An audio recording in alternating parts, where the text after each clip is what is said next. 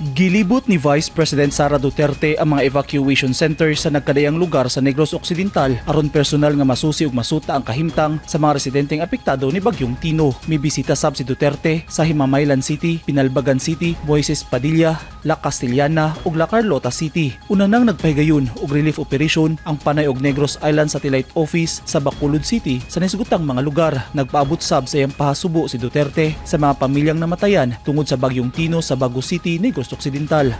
Samtang nagpadala sab og tabang ang Office of the Vice President kon OVP, Cebu, Bohol ug Secure Satellite Office sa mga pamilyang naapektuhan og Bagyong Tino sa Barangay Binaliw, Cebu City. Moabot sa 200 ka pamilya ang natunulan og relief assistance isip kabahin sa padayon nga pagtabang sa OVP sa mga lugar nga grabeng naapektuhan sa kusog nga ulan ug baha. Gipahinumduman sab sa Vice Presidente ang publiko nga importante ang pagpangandam ug dunay kahibalo sa angay mga buhaton panahon nga dunay moabot nga kalamidad nga sama niini. Gidasig sa OVP ang tanan nga higugmao ng Pilipinas alang sa Ginoo, nasod ug matag pamilyang Pilipino.